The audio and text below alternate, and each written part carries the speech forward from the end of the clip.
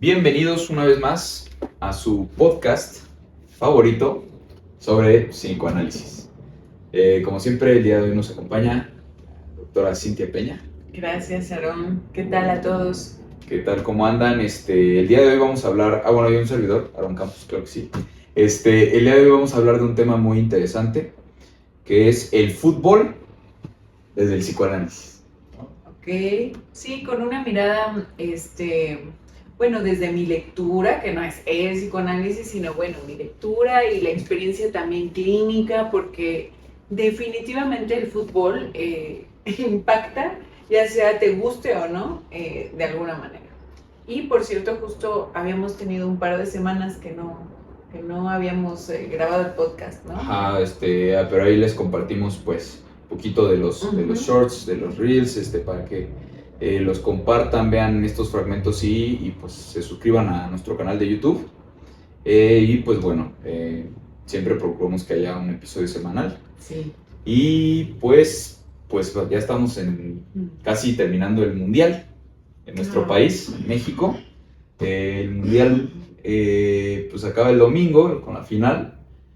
Las personas que no les gusta mucho el fútbol, no crean que vamos a hablar de fútbol. O sea, sí vamos a hablar de fútbol, pero no de... ¿Y tú qué opinas de Messi? ¿Crees que viene? No, o sea, este es un enfoque diferente. Cómo el fútbol influye en nuestra mente y como sociedad en todo nuestro día a día. Primero vamos a empezar un poquito hablando de, pues, el fútbol como deporte, pues cómo influyó en la sociedad y yo pienso, hablando específicamente de México, desde pues los mundiales, México 70, México 86, que pues fueron eventos que catapultaron el país pues, mediáticamente. Es- y, y pues ahorita viene esta pregunta: ¿el fútbol tiene la culpa de todo lo que se ha hecho a raíz de estos eventos? ¿O el fútbol nada más es un deporte y la problemática está en las personas? ¿A qué voy con esto? Pues hablando un poquito de los usos y costumbres del fútbol en nuestro país, ¿no? De que en las escuelas, desde esas épocas de los 80s, 90s, pues el esquema de un patio escolar es una cancha de fútbol y ¿quién juega en la cancha de fútbol? Los hombres, normalmente. ¿Y quién está como comiendo en la periferia, en los recreos, hablando de este entorno como infantil, los niños, los jóvenes? Pues las mujeres, ¿no? Pero ahí yo Sí. te decía, bueno, sí, bueno, ahí el experto en fútbol en este episodio, pues es, por supuesto, Aarón. Yo me considero, pues, muy nueva, muy neófita en el tema del fútbol. Personalmente no hago como mucho, eh, pues sí, mucho clic con estos partidos. Sin embargo, como decíamos al inicio, te impacta, ¿no? Porque es de lo que todo el mundo habla, sales y hay como hasta cierta experiencia colectiva, cierto ánimo. Ahí hago un paréntesis, ojalá que este episodio, ya que sale el domingo, que es después de la final, pues puede ser una buena almohadita para aterrizar después de estas semanas que hubo mucha euforia. Sí se siente como una pérdida de algo, como que se acabó un evento que aún, insisto, cuando yo no soy la experta, se disfruta o se vive, te impacta de alguna manera porque es un evento pues que sí mueve mucho a nivel social. Bueno, y retomando entonces lo de las canchas, sí, como que de pronto esto que tú dices de que los patios pues se usaban como canchas de fútbol y que entonces las niñas eran las que estaban alrededor.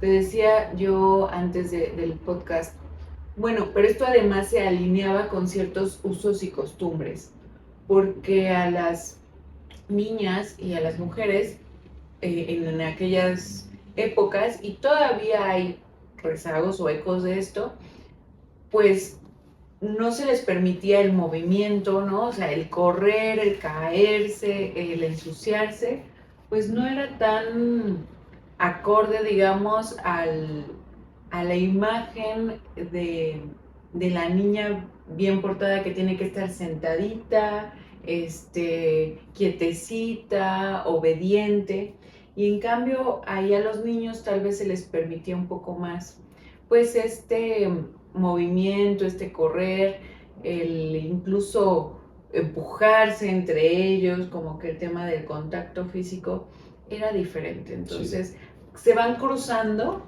así como lo vas poniendo, un poco la parte de la experiencia que se fue perpetuando generación a generación, pero también con los usos y costumbres. Porque como también decíamos, y tú mismo lo comentabas, no es que las niñas no quisieran jugar fútbol, seguramente siempre hubo niñas que querían jugar fútbol, pero sí hay un sistema que favorecía o le daba prioridad y visibilidad a lo masculino, ¿no? A los hombres. Sí, también, o sea, cuando digo que las mujeres están, digamos, como no jugando, mejor comiendo, y que hay muchas, ahí tienen anécdotas de, ay, cómo me pegó alguna vez un balón, o cómo le pegamos a una maestra, qué iba pasando, o sea, como que sí, no significa que así fue en todos los contextos, queda claro que no es una visión mía que yo digo, así fue para todos. No, claro que también hubo escuelas o entornos en donde, por ejemplo, había juegos, pues ya no sé, digo, las nuevas generaciones tal vez no conocen mucho esto, pero pues se llegaba a jugar, no sé, resorte o la víbora de la mar, no sé, o sea, muchas actividades, claro que también hubo, no siempre fue fútbol en todos los entornos y en los contextos, y también hubo muchas mujeres que participaban en el fútbol y cada vez hay más, que es lo importante, pero sí creo que yo personalmente viví como ese contexto donde casi no había como participación femenina en el fútbol. Ahora, ¿va incrementando? Sí, claro que sí, que bueno, la liga profesional de fútbol femenil pues no tiene muchos años, pero ya ahí vamos. Recién se reconocieron a las que fueron campeonas del mundo. Bueno, que aquí, bueno, hay, pero una disculpa si no me sé el dato exacto, pero de qué año fue, y no me acuerdo si llegaron a la final o si fueron campeones, pero creo que sí fueron campeones, y después de 30 años o no, 50 años, algo así, les están dando su medalla, su reconocimiento. Ya después vamos a buscar bien el dato. Sí. Pero justo eso, ¿por qué no me sé el dato? O sea, ¿por qué sí me sé cuándo fueron los mundiales o cómo México nunca llegó al quinto partido? Y este grupo de mujeres mexicanas que lograron algo importante en el fútbol no tuvieron tanta difusión. Ese es el tema que, fíjate, me dejas pensando justo esto de hacerlo visible y cómo esta crítica que se ha hecho recientemente de que no es que no haya mujeres científicas, en la literatura, en los deportes, en diferentes expresiones de lo que hace el ser humano, no es que no haya, siempre hubo, pero la historia favorecía como estas posturas más masculinas, ¿no? Incluso en el psicoanálisis se habla mucho de Freud, pero poco se habla, ahora ya mucho más, por ejemplo, de Andrea Luz Salomé, que estuvo muy cercana a él en la producción y en la construcción del psicoanálisis, grandes analistas mujeres como incluso Ana Freud, Melanie Klein, que abren la oportunidad para hablar de la terapia de juego. Bueno, pero volviendo a este tema del fútbol, y algo que me parece importante, justo darnos cuenta que este tipo de eventos son como muy positivos a nivel de lo social, o sea, generan cierta euforia, cierta colectividad, y cómo entonces desperdiciamos celebraciones, por ejemplo, estas chicas que ganaron en su momento los partidos de fútbol, o la misma selección femenil que tiene partidos. O sea, nos perdemos de esa colectividad por darle de pronto solo importancia a los partidos de los hombres, ¿no? De los varones. Y si algo hace el deporte, las artes, te digo, todas estas expresiones del ser humano, es que nos hacen sentir parte de un todo, de que nos hacen unirnos. el fútbol, te digo, indudablemente tiene una importancia, aun cuando no nos guste el deporte en sí, sí te contagia como esta experiencia de la convivencia familiar, de la convivencia con los otros, o sea, salir, me acuerdo de estos días que jugaba México, salir a las calles y ver que todos traen su playera verde, sí te comunica algo, sí te va conectando con algo, aunque te digo, yo no tengo ni idea de muchas cosas que pasan en el fútbol, tal vez me gustan más otros deportes, pero bueno. Pero fuiste parte de esta... Sin duda, sí. Periodo importante. Y también hasta me dio una especie de tristeza cuando perdió México, te digo, aunque yo no soy fanática y no tenía, es más, yo no conocía a ninguno de los que jugaba ahí, tal vez a Memo Ochoa y eso porque nuevamente apareció en un mundial. Sí. Pero así de que en qué, ¿Qué mundiales jugó y todo eso?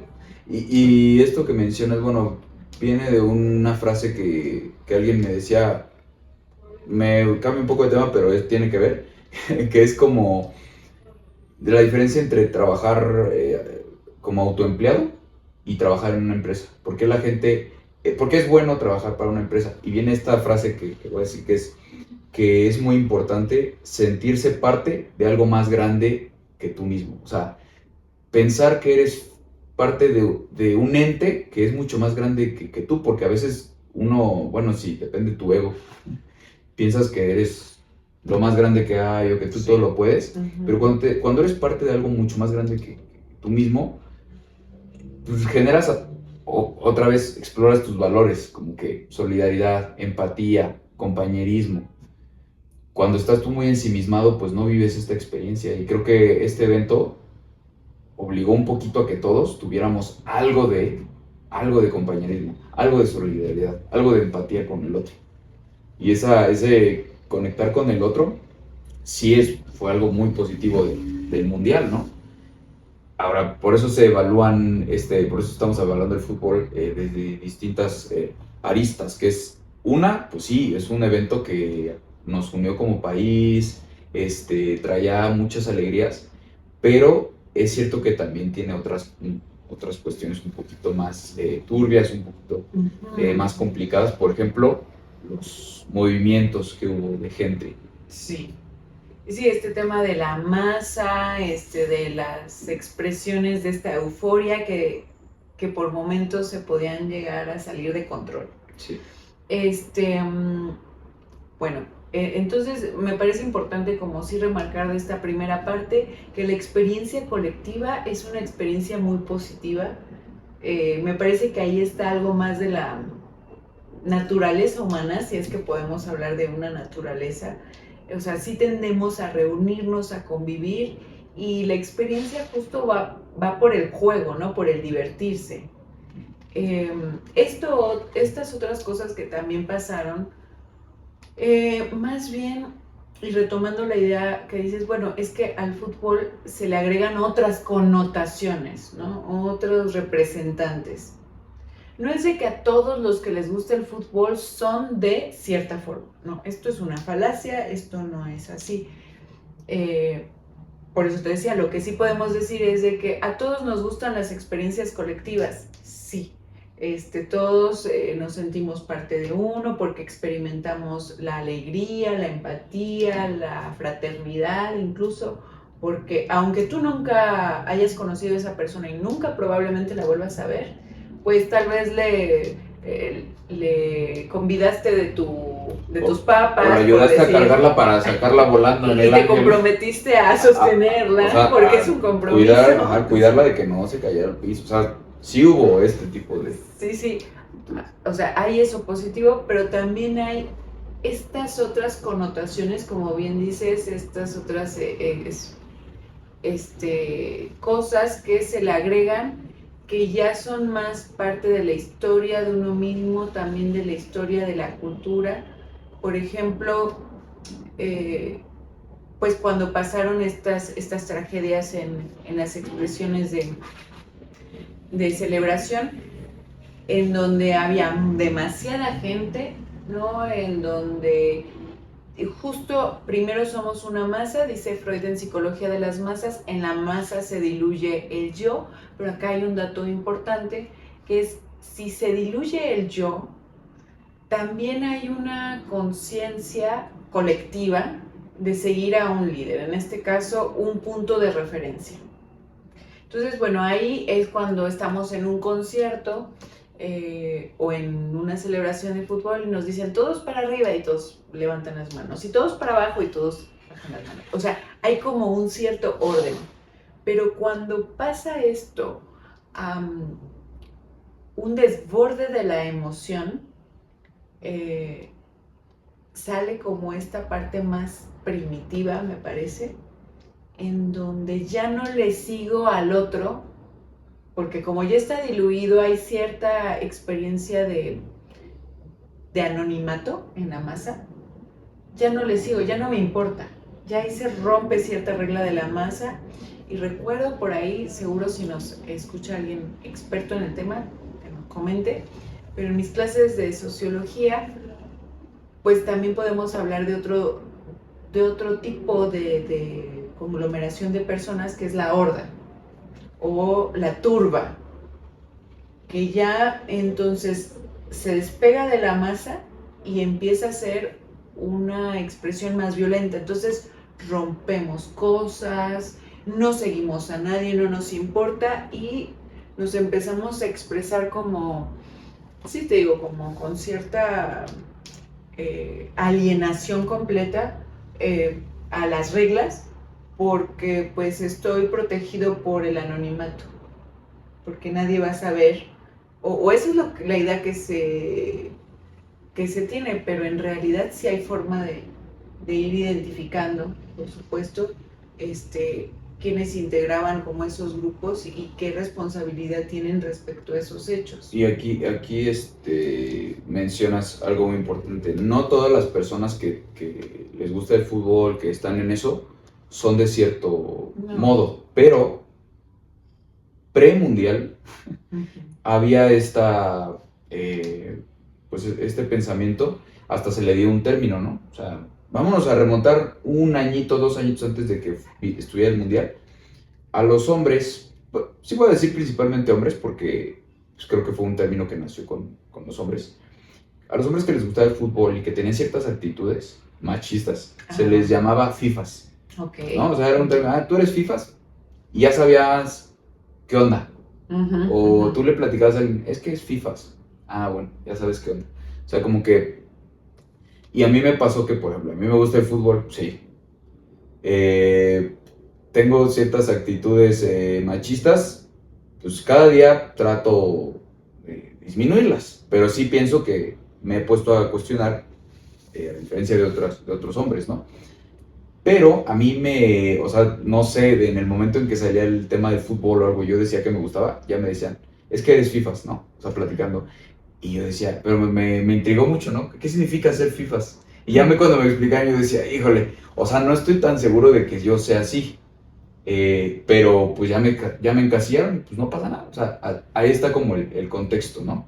Y ahora ya en el Mundial, con todas estas pues, manifestaciones que hubo, que bueno, y digo manifestaciones porque están manifestando una conducta, pero no fue como tal una manifestación de la gente en la Ciudad de México. Pero no sé si viste que lo comparaban mucho con las marchas feministas y ponían con toda la razón del mundo, ¿por qué acá hacer vandalismo a monumentos, esculturas, estructuras del gobierno, digamos toda esta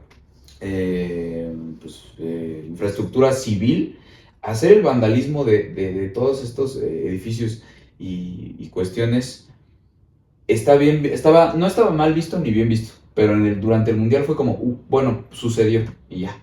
Ajá. Y con las manifestaciones y movimientos feministas que normalmente, bueno, pintan, ponen sus mensajes y todo, ahí sí está mal visto. Ahí sí dicen, no son formas, no son maneras, ¿no? Sí, la gente como escandalizada, de cómo ensucian y la pobre gente de limpieza y tal. Bueno, me parece que expone la doble moral de la sociedad, pero al mismo tiempo una posibilidad de preguntarnos. No se trata de qué está bien y qué está mal, porque entonces pues ya lo moralizamos y está medio raro esto, sino más bien qué se expresa con cada una de estas manifestaciones. Me parece que en las marchas feministas pues es evidente el enojo de esta invisibilización de las violencias hacia no solamente las mujeres, porque ahora el discurso me gusta mucho más, este discurso que dice, es que el machismo no nos lastima o nos daña solo a las mujeres, sino también a los hombres, porque efectivamente estos roles de género lo que hacen es separar y decir, las mujeres sí pueden hacer esto y los hombres no pueden hacer esto. Si pasa con los hombres, pues es visible, y si pasa con las mujeres, no pasa nada. O sea, este tipo de diferencias, pues es el enojo que se va como acumulando, pero además expresando en la parte política y en la parte social. Ya se hace algo insostenible que requiere de una expresión, y a veces esa expresión es justo en monumentos históricos, en movilizaciones. Te digo, más que si está bien o está mal, porque eso no nos lleva a ningún lado, es qué tuvo que pasar para que se expresara de esta manera. Y retomar los puntos que como sociedad tenemos que trabajar, y en lo individual, como tú bien mencionas, pues irnos cuestionando y trabajando día a día. Yo también tenía, y seguramente tengo todavía algunas posturas como muy machistas. Es que no nos salvamos, porque es parte del sistema, es como decirnos que si eres ultracapitalista o no. Pues, o sea, hay cosas que hago en mi día a día que son súper ultracapitalistas, ¿no? Pero no precisamente porque yo haya decidido, sino porque estás en un sistema, y digo, naces en un contexto, depende de tu contexto sociocultural, ¿no? Diría Vygotsky, o sea, pues que hay cosas que no decides tú, sí, pero no porque no las decidas y las pongas en práctica ya eres eso, pero podemos cuestionarnos y cambiar nuestras conductas. Y hablando esto de los movimientos y de la respuesta que hubo en la ciudad, que todavía están ahí medio rotas en las estaciones del Metrobús. Pero justo iba hacia allá, o sea, estaba hablando como de estos movimientos feministas, y ahora qué pasó con los con los FIFAs. Con los FIFAs, bueno, con estas celebraciones que se salieron en algunos casos, no en general, pero en algunos casos se salieron de control. Pues me parece que también expresa esto, que va hasta de alguna manera, me parece unido, porque a los hombres en su mayoría se les dificulta por la educación, por la cultura, por esos usos y costumbres muy, muy hegemónicos, a guardarse las emociones. Y entonces, pues sí, también se ha hablado de esto de que los deportes, particularmente el fútbol, pues se vuelve un espacio en el que pueden expresar todo eso que tienen guardado. Y entonces ahí es donde, te digo, se pasa como esta línea de la colectividad, pasarla bien, la euforia, a saco todo lo que tengo. Porque si no es aquí, ¿dónde lo expreso? ¿Y cómo lo expreso? Sí, y ahora vamos a pasar a una parte también importante de este capítulo, que es el fútbol.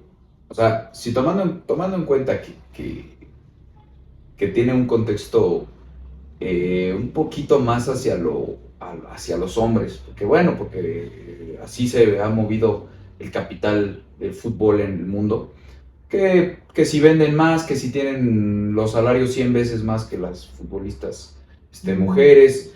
O sea, sí es cierto que ahorita está un poquito más inclinado a la balanza hacia los hombres, hacia la actividad varonil en ese deporte. Entonces vamos a tomar un poquito para analizar un tema que venimos como que platicando la doctora y yo, que es el fútbol, cómo influye en nuestros sentimientos y nuestra expresión desde, pues, del psicoanálisis, pero también analizando, pues, cómo es más que un deporte, cómo se va más allá a veces de nada más jugamos y ya nos vamos, no, tiene todo como que un sentido, y pues vamos a este segmento.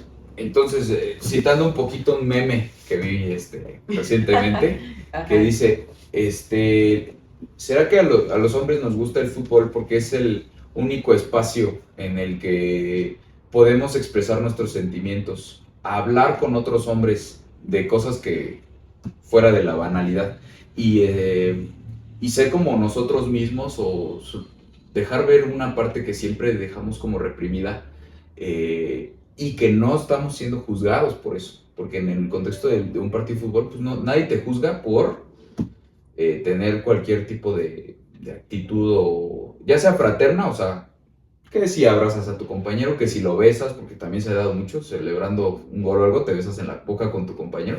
Eso, hay un buen de videos, de Messi y todos los grandes, y eso no hay ningún juicio, ¿no? O sea, eres libre de expresarte y todo esto, de gritar, de golpear, de todo.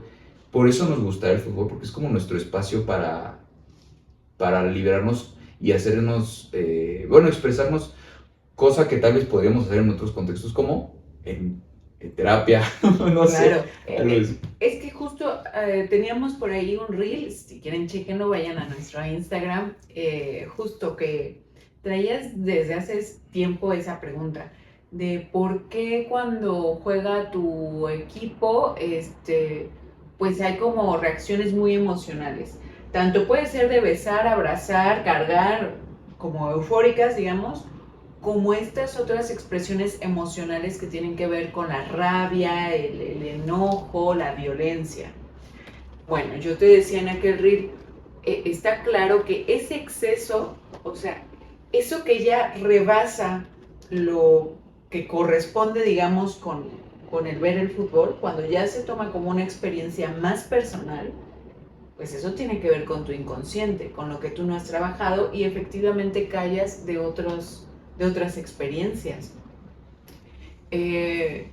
Entonces, como decíamos hace unos momentos, no es decir si está bien o está mal, la posición moral me parece que no suma en este caso, más bien la posición más ética de qué está pasando en mí, con mi estilo de vida, que mi descargo, mi catarsis, solamente se puede expresar cuando hay un partido de fútbol. O incluso como en estos momentos cotidianos en donde hubo un evento pequeñito pero que hace que explote. Siempre les digo en consulta que tengamos atentos como esos momentos de exceso, porque ahí como que está llamando a la puerta un tema más anímico y personal que no se ha podido trabajar. O sea, poderle dar válvulas de escape a esas experiencias que nos han marcado, nos han estructurado hasta el momento, para que cuando sea el fútbol y lo disfrutes. Y si pierdes, pero como que está equilibrado. No como de perdieron, y pues hay estadísticas que confirman que hay aumento, ya sea que ganen o que pierdan, la estadística es así, ¿no? Ya sea que gane o pierda el equipo al que le vas, aumenta la violencia doméstica. Pues sí, porque volvemos a lo mismo, no le das válvulas de escape y cuando hay una, ya sea para bien porque gana o para mal porque pierde, eso que tienes guardado, pues explota. Pero si tuvieras bien trabajado como todos los aspectos, bueno, la mayoría, dentro de lo que se puede, los aspectos de tu vida, personales, emocionales, aunque haya estas vías de escape, no exceden tus actos violentos. Sí, o sea, pierdes y puedes volver a ser el padre de familia, el hermano, el amigo. Principalmente hablamos ahora de los varones, porque creo que ahí sí nos da para hablar en otro podcast. A mí sí me parece que hay un tema importante con el silencio y el enojo en el caso de los hombres. ¿qué se hace con ese enojo? La mayoría de los hombres tienden a guardarlo, aguantarse, porque se les ha enseñado que ellos tienen que ser fuertes, y fuertes es igual a callarse y aguantar.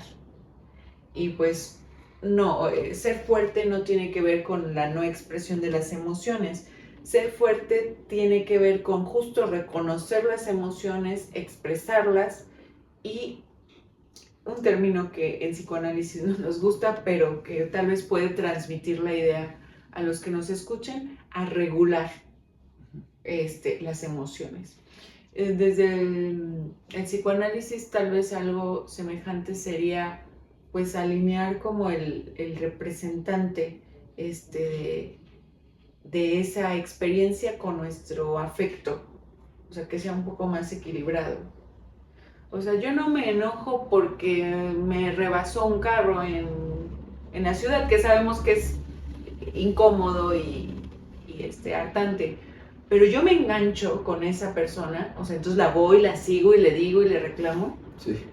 porque hay otra cosa que se enganchó ahí, que está generando el exceso. Sí, algo más. Y quiero poner un ejemplo aquí, también para que nos nutras con esta parte del psicoanálisis. Voy a hablar un poquito como de la intimidad, o sea, el concepto de intimidad, ¿qué significa? Con un ejemplo que es la canción que salió de Julieta Venegas, de la niña futbolista. Fue un fenómeno que a mí me dio mucha intriga porque, a ver, en un contexto del mundial, el gobierno de la Ciudad de México, que somos los anfitriones, pues se involucra, ¿no? Puso el FanFest en el Zócalo, en el centro, o sea, hizo muchos movimientos y propaganda y pues eventos, festivales, lo que sea, por el mundial, claro, o sea, claro que el gobierno del anfitrión tenía que entrar, ¿no? Y entonces dentro de esta difusión le hablan a Julieta Venegas a que haga una canción. La canción pues hablaba de cómo una niña puede también ser futbolista, ¿no? Y participar en el mundial. Nada de malo ahí, ¿no? Sale la canción, personalmente no me parece así, qué mala canción. Digo, o sea, pues como cualquier spot tipo gubernamental, pues no es ni muy bueno ni muy malo, o sea, tiene su letra, tiene su música. Pero lo que fue interesante fue lo que siguió después, que fue un tumulto, una ola de críticas, principalmente por hombres, de la canción, de que no debían de querer feminizar el fútbol, ni feminizar meterle como esta onda feminista a un torneo. ¿Qué? Ahora, bueno, eso ya se oye mal de entrada, pero me refiero a que el problema estuvo después, cuando van al perfil de Julieta Venegas y la inundan de comentarios, y tuvo que desactivar comentarios en redes sociales. ¿En serio? No, eso no lo sabía. En redes sociales tuvo que desactivar comentarios, y entonces se fueron a YouTube, y entonces en las canciones que fueron exitosas, como la de Me Voy, Limón y Sal, todas esas, le ponían hate, ¿no? O sea, aparentemente fue una herida muy grande para... Pero ¿qué enojo tienen con lo femenino? Como si lo femenino fuera algo degradante. Es que a eso voy, o sea, y lo hago como en el símil, como por ejemplo si ves a un hombre de 40 años, que resulta ser muy duro, ¿no? Con mucha presencia, y lo cachas que está llorando en un cuarto, ¿cuál es su reacción? De enojo, ¿no? Oye, es mi momento, déjame en paz, ¿por qué te metes? No tocaste la puerta. Cuando tú descubres la intimidad de alguien sin su permiso, le provocas una molestia. Entonces, a mí eso como que lo veo igual. Parecían niños chiquitos que los cacharon llorando o haciendo lo que quieras, pero descubriste la intimidad de alguien. Creo que de ahí viene como esta parte de que no les guste lo de la canción. Y todo. Ya después Julieta Venegas salió a decir, dijeron que me pagaron la millonada por esa canción. A mí me dijeron que era para el Día del Niño, que yo sacara esta canción. Y no tenía nada que ver ni con el feminismo, ni con el mundial. Simplemente, digo, por el contexto, por la temporalidad de cuando lo sacaron y así, pues recibió todo esto. Pero imagínate, ya no tenía ni idea. Y yo a la vez sí escuché de mi entorno de amigos, de compañeros, de familia, que estaban súper en contra de la canción y que estaban Pero como... ahí como que ya lo mezclaron, me parece, con el tema partidista, ¿no? También puede ser, Porque trae un temilla ahí cargado, pues, de lo político y, a ver, pero no, sí, pero no. pero entonces enójate con Clara Brugada de por qué no ha tapado No, los puedes baches, verlo ¿no? desde la política, pero... No, dile a Julieta que Julieta es una Pero yo no artista. escuché nada de política, ¿eh? Aquí eso fue lo interesante, aquí no hubo... Es que me parece como que se mezclan. Y no vamos Hay a hablar más de varias política cosas. porque, No, porque nos porque- bajan el video. Pero sí pienso que ahí fue darle a una herida. O sea, como que Sí, en el momento sí, en que sí. te metes en un espacio que es de hombres para... O sea, si el fútbol es nuestra terapia, es como si en mi terapia contigo se Pero- metiera mi mamá o mi papá sí. a ver qué te digo. Pues oye, pues es mi Sí, claro. espacio, ¿no? Pero a ver, pero espérate, justo el fútbol no es exclusivo, es un deporte, no es exclusivo de hombres. Sí, ¿no? Pero es que te digo, ahí ya se empiezan a mezclar como 20 cosas, porque eso no es tuyo. Lo tuyo es lo que tú haces contigo, con tu persona.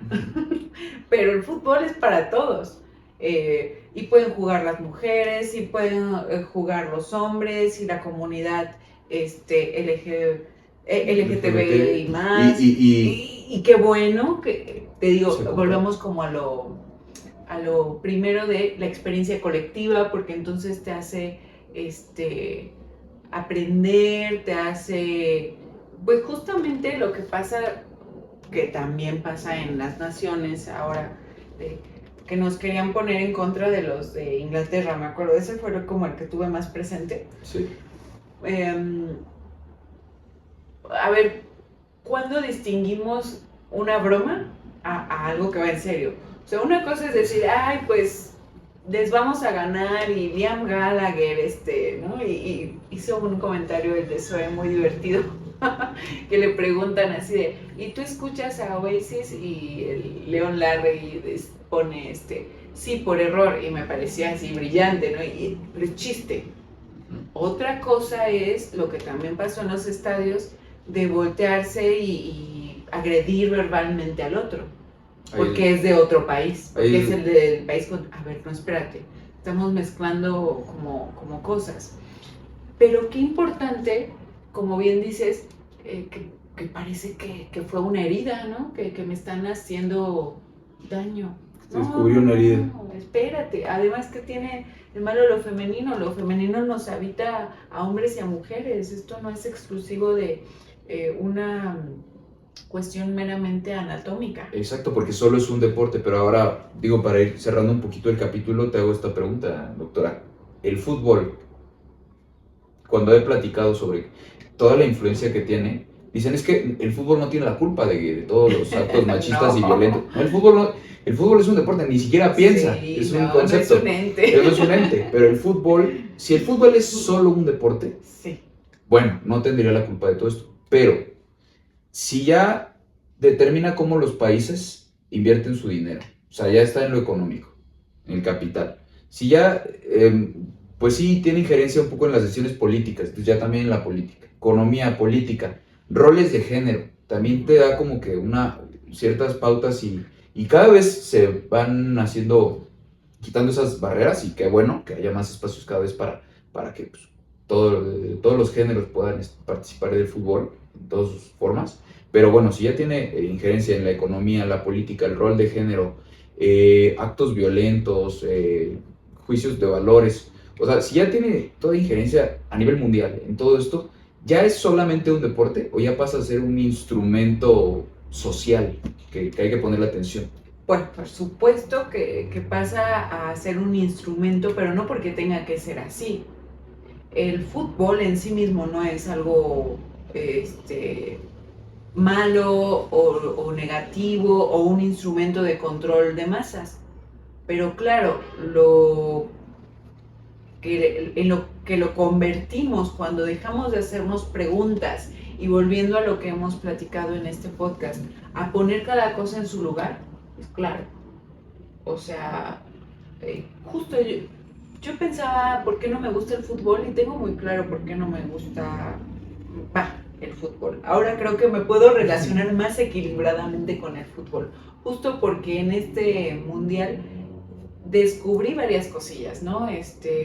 Una de ellas, que sí nos gusta la experiencia colectiva, o sea, que a mí sí me gusta que haya un pretexto, que ese día que va a jugar México haya como un día festivo, porque se vivía como un día festivo, como un 15 de septiembre, o sea, hay cosas que sí me gustan. No le quiero cargar justo mis prejuicios e ideas que tienen que ver mucho con esta otra parte a la que se le asocia, ¿no? Por ejemplo, pues que el fútbol era una regla del domingo para muchas casas, para la mía no, porque de hecho a mi papá ni a mi hermano les gusta el fútbol, soccer no les, o sea, les gusta pero normal, no tienen jerseys de fútbol, por ejemplo, pero sí de otros deportes. Pero bueno, yo lo asociaba con cosas negativas, o sea, como que todos los domingos se paraliza la dinámica familiar para sentarse a ver el fútbol. Y generalmente iba acompañado con cerveza, que también ahí había una carga como de prejuicio a mí de que, entonces los hombres que toman no controlan sus impulsos y entonces son violentos, por ejemplo. Bueno, pero eso tiene que ver con mis prejuicios, mis imaginarios y tal. No necesariamente es así, aunque sí podría ser la normalidad para muchas familias. Bueno, por eso a mí no me gustaba el fútbol. Pero ahora, bueno, como que pongo las cosas en su lugar. Y no, el fútbol no es malo y no es necesariamente un instrumento, pero se vuelve un instrumento cuando nos dejamos de hacer preguntas de qué lugar ocupa en nuestra vida y qué cosas se está tapando o se está ocupando como descarga para no hablar de estas otras cosas en un espacio como lo es el terapéutico, que nos ayuda a poner las cosas en su lugar. Y el hacerse preguntas es lo que impide, o sea, fuera de que busquemos que se impida que un deporte termine siendo un instrumento social, o sea, el hacerse las preguntas te va a ayudar a que pues, cualquier cosa, no solo el deporte, sino todo en tu vida deje de tener tanto poder, que sea un instrumento tan fuerte en aspectos que en teoría no debería tenerlos, ¿no? Como sí. Cuando, por dar un ejemplo, como cuando el trabajo se mete con tu familia, cuando el trabajo se mete con tus sentimientos, no sé. Es que ahorita hablamos del fútbol, pero puede ocupar ese lugar el trabajo, puede ocupar ese lugar alguna sustancia, o sea, se desequilibra todo. Ya no tomo alcohol para sentirme bien y convivir y tener claro hasta dónde llego, sino lo necesito porque si no, no puedo convivir, si no, no me la paso bien, ya, entonces se desequilibra. Entonces hacerte las preguntas correctas es como la vía, la solución. Y la señal o el tip es cuando hay un exceso de la emoción, algo que no corresponde con lo que estamos viviendo, o sea, ¿por qué si pierde tu equipo rompes una mesa o le pegas a la pared y te lastimas y dejas un hoyo, ¿no? O sea, ahí hay un exceso. Sí. O sea, estos fulanos ni te conocen, ¿no? Más bien parece que ahí hay que pensar qué otras cosas se tienen guardadas. Okay. ¿No? Pero bueno. Y también, bueno, ahí lo dejamos pendiente para otros capítulos que mencionaste, que te intrigaba a dónde los hombres metemos nuestro enojo y todas estas represiones emocionales. También podemos hacer otro video como de, pues, porque o sea, podemos hacer uno que diga, ¿qué onda con los hombres? Desde el psicoanálisis, y otro, ¿qué onda con las mujeres desde el psicoanálisis? También sí. Esto está interesante, está polémico, y también, mencionabas otra cuestión, entonces me está yendo. Pero bueno, ahí sí, en los comentarios pónganos de qué temas les gustaría que abordáramos, porque ya vieron, el psicoanálisis tiene injerencia en todos los temas. ¿Por qué? Porque somos los humanos los que lo vivimos. Sí, es una forma de mirar esto que pasa en lo cotidiano, que a mí me gusta mucho el psicoanálisis porque te deja una pregunta viva. O sea, de pronto acá tratamos de darles ciertos, dirían ahora los jóvenes, factos. Pues sí, para orientar, Pero la experiencia del psicoanálisis y lo que a mí me motivó desde un inicio a estudiarlo es que deja una pregunta viva y abierta. O sea, ya cuando crees que alcanzaste a comprender algo, pues se te desplaza, diría Lacan, como el jabón y el deseo, ¿no? O sea, que lo tomas y se te resbala. Y en lugar de ser angustiante, a mí me parece emocionante, como ver a dónde te va llevando esa pregunta. Qué bonito pensamiento para cerrar este capítulo. Y pues bueno, nos vemos en el siguiente. Agradecemos sus comentarios, follow, suscripción, like, todo. Y pues nos vemos en el que sigue. Gracias. Bye.